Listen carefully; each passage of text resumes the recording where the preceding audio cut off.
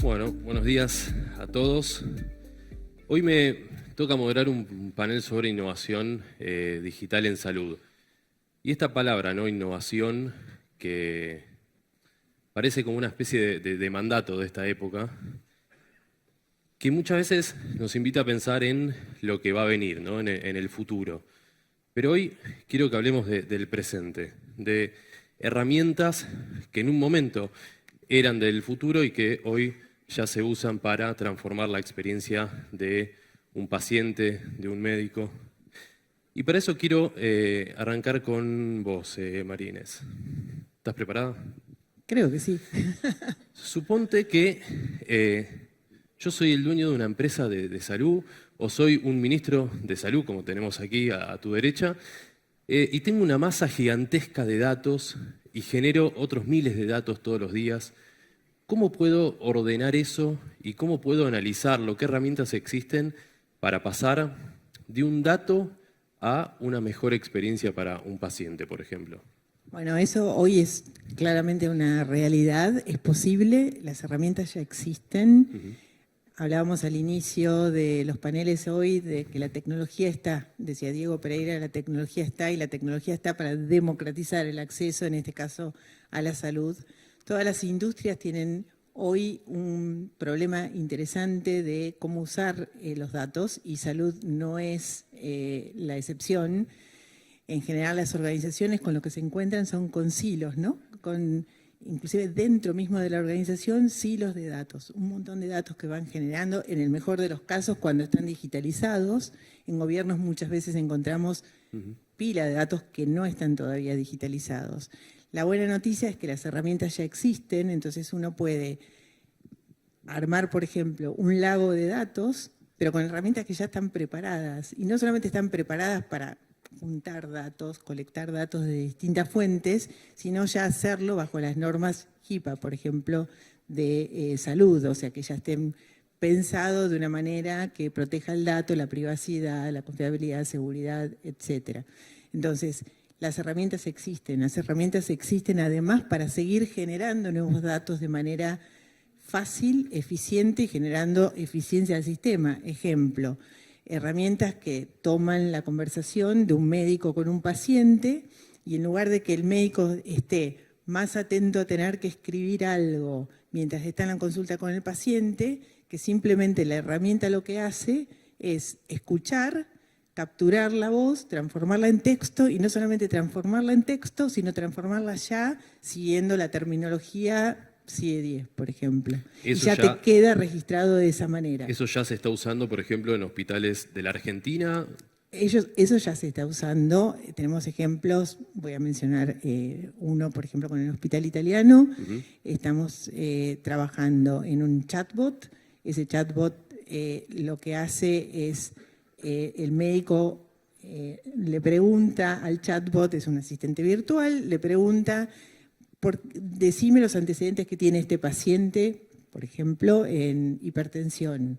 Y en una historia clínica que, además en instituciones de larga data, como puede ser el caso del Italiano, pueden tener hojas y hojas, el médico recibe rápidamente aquellos datos que tienen que ver con esa patología y no tiene que revisar las 200 carillas que puede tener esa historia clínica. Y eso acelera el tiempo de atención, concentra al médico en lo que realmente tiene que atender y además el paciente se siente mejor atendido, más rápido, agiliza colas, etcétera, etcétera. Eso existe. Puedo poner otro ejemplo, en otro orden de cosas, tomar datos para investigación, para seguimiento, para aplicación de políticas públicas. Hay un convenio que hemos celebrado, Gobierno de Córdoba, Takeda y Amazon, para generar el Dengue Navigator, se llama la herramienta. Básicamente es colectar datos que tengan que ver con la patología del dengue en la provincia de Córdoba, de manera tal de poder tomar decisiones basadas en datos para poder articular cuál es la mejor política para prevenir y para, digamos, contrarrestar el tema del dengue. O sea, tecnología para ordenar datos, para tomar mejores decisiones, para ahorrar tiempo y también para generar mayor conexión entre el médico y el paciente. Pensaba en esto que hablabas de la transcripción automática, y me imaginaba un médico que tiene que dejar de mirar el teclado todo el tiempo durante una consulta para mirar a los ojos al paciente. Milagros. Señor. ¿Cómo estás? Buen día. ¿Cómo estás? Boston Scientific, Sí, sí. Devices. Correcto. ¿Qué dispositivos hoy están generando información que luego podamos analizar y eso, digamos, permita un mejor entendimiento de lo que le pasa al paciente y, por supuesto, extrapolarlo a Bien. lo que son una patología puntual en general? Bien. Bueno, vamos en realidad a hablar un poquito de lo que nosotros generamos como soluciones, ¿no? Nosotros somos una compañía de dispositivos médicos, pero a la vez tenemos todo un área que se dedica a poder acercar también al ecosistema esto que decía Inés, ¿no? Tenemos un montón de tecnología disponible y no queremos ser solamente una empresa que vende tecnología aplicadísima a la salud con implantables, sino cómo hacemos para integrar el ecosistema. Entonces, dentro de lo que es nuestro departamento de servicios y soluciones, lo que tratamos es de acercar al ecosistema interactuando, ¿no?, entre los diferentes actores, porque si traemos a gente de tecnología, por ahí era un outsider dentro de salud, ¿no? Y hoy por hoy son una parte fundamental para hacer que este sistema sea a largo plazo sustentable y un negocio a largo plazo para los que vendemos, ¿no?, también. Entonces, lo que hacemos es integrar soluciones que den, en el caso del paciente o en el caso del médico, beneficios y una mejor experiencia. Te traigo el caso de algo que tiene que ver con lo que es toda nuestra plataforma de descenso de peso Endura, y en donde definitivamente el éxito de cualquier tratamiento o cualquier implantable tiene que ver con el previo y con el post del paciente, ¿no?, y la adherencia a esos tratamientos, no solamente el implante y listo, o en este caso en la intervención y listo. Entonces, desde nuestro lado lo que hacemos es trabajar con el ecosistema de tecnología y datos para acercar a los centros, en este caso a los pacientes, tecnología vinculada a inteligencia artificial y que básicamente lo que haga es poder dar esa información y esos datos que mencionaba Inés al sistema, ¿no?, al médico, al paciente, y en donde todo eso redunde en un beneficio, en el pre de la experiencia del paciente, sabiendo cuándo tiene que acudir o no eventualmente al médico. Hay muchas veces que uno no sabe si tiene que ir a la guardia o no, y desde esa perspectiva, con inteligencia artificial y tener todos los devices conectados, que no tienen nada que ver con lo que nosotros hacemos, un glucómetro, un tensiómetro, algo que le mida por ahí la presión arterial, o inclusive muchas veces lo que tenemos todos colocados acá, integrar todo eso y mandar alertas al sistema. Entonces, lo que vemos es no ir cuando no es necesario, sí asistir cuando no es necesario. Y, por ejemplo, este tipo de tratamientos tiene un ecosistema de muchísimos médicos interrelacionados. O sea, no solamente tenés el médico tratante, tenés un nutricionista, tenés un psicólogo, un colectivo de gente que puede estar conectada y viendo qué le está sucediendo a ese paciente.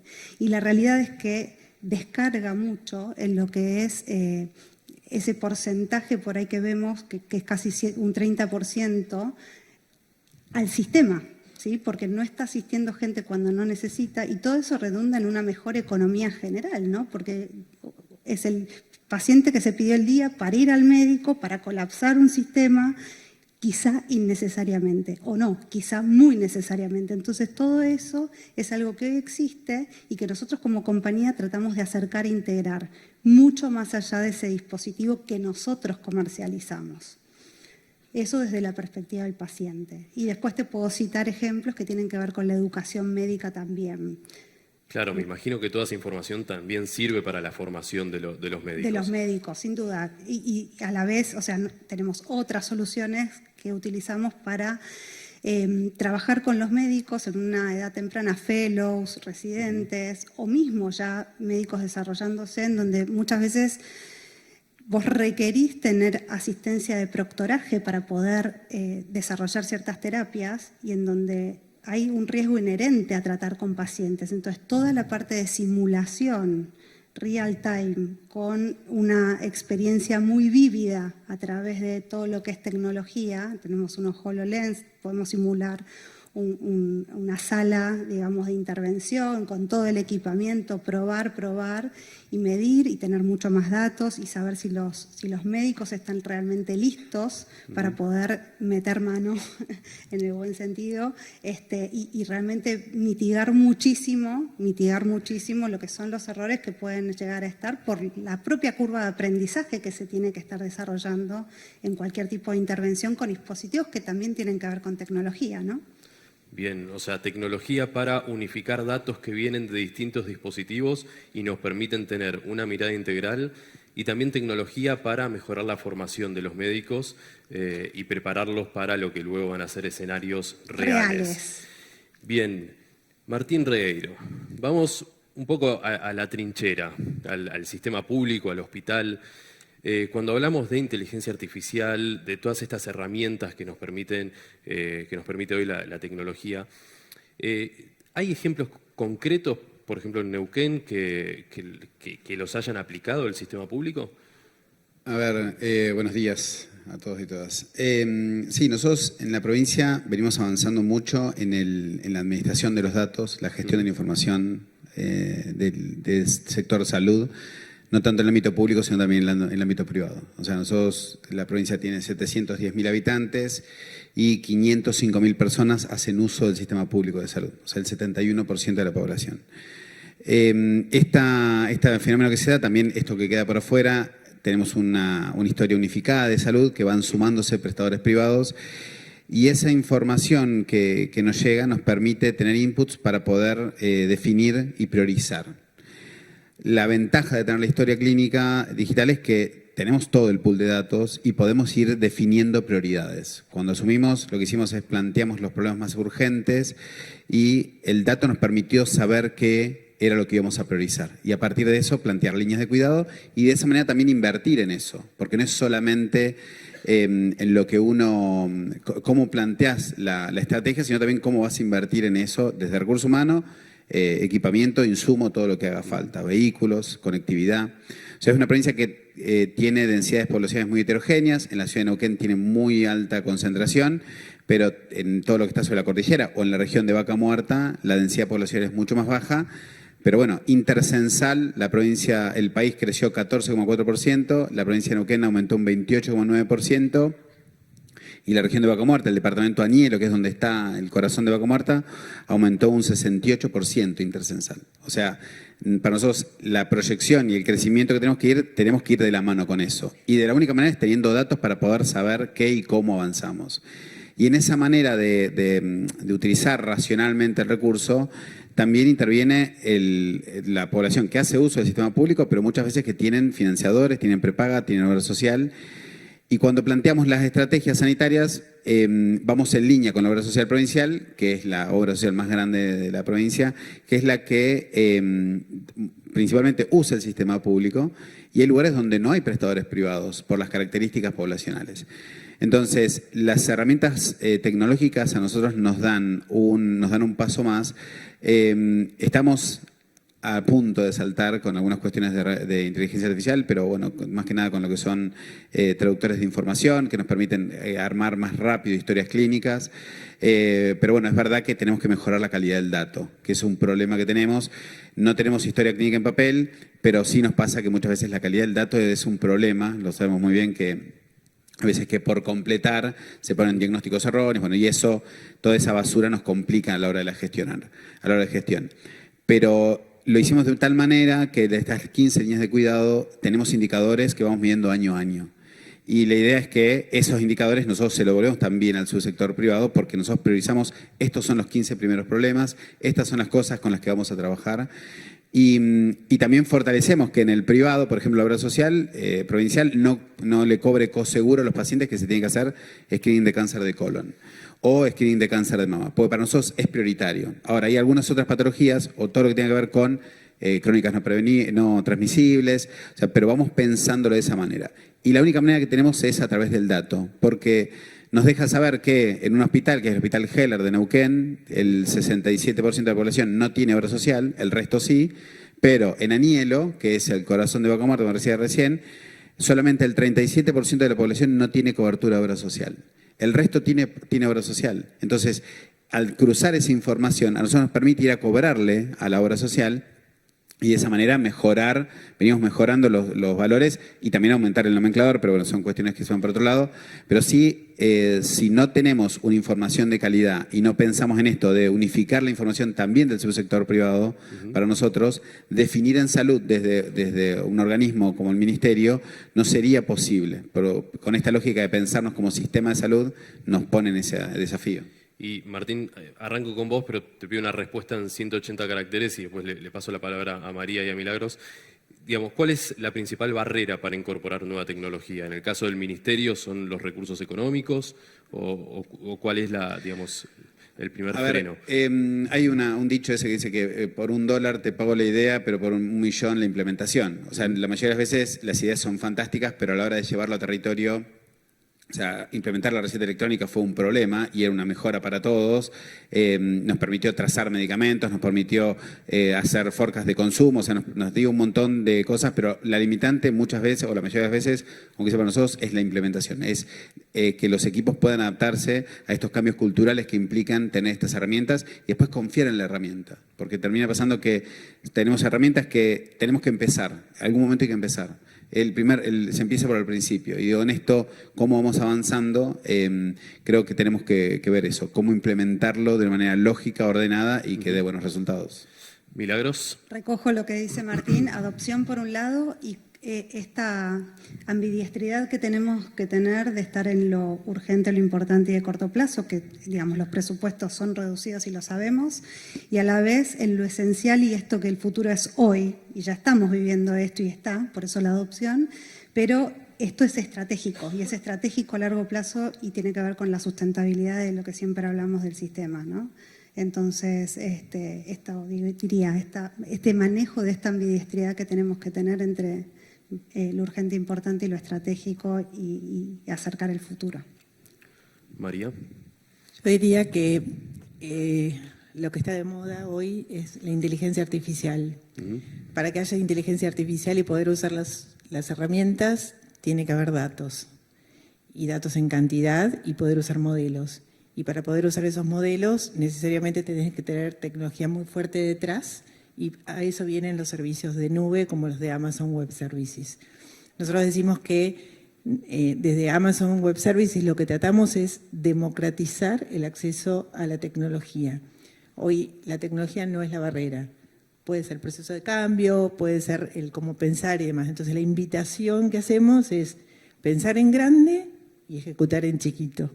Hacer pruebas, llámenos, podemos hacer pruebas. Tenemos mucho foco en salud en todo el mundo, podemos traer las experiencias tanto del sector público como del privado. Argentina tiene un desafío enorme en salud, especialmente en un sistema tan fragmentado entre público y privado, bien lo estabas comentando recién, y que podría traer enormes eficiencias si hubiera más integración, si consideramos el paciente como el receptor de la salud y no tanto quién es el organismo, quién es el sector, la institución que le está brindando la salud. Lo importante, el paciente en el centro y mirarlo desde ahí. Estamos para ayudar. Bien, muchas herramientas, muchas cosas para hacer, pero me quedo con este consejo que diste recién. Empezar de a poco, no asustarse. No hay que, digamos, de un día para el otro procesar todos los datos de una institución, empezar tal vez por un sistema, empezar por lo micro y de ahí ir escalando. Bueno, nos quedamos sin tiempo, ya esa pantalla está en rojo a punto de explotar. Gracias a todos, gracias al panel, gracias Sam Chan por la invitación.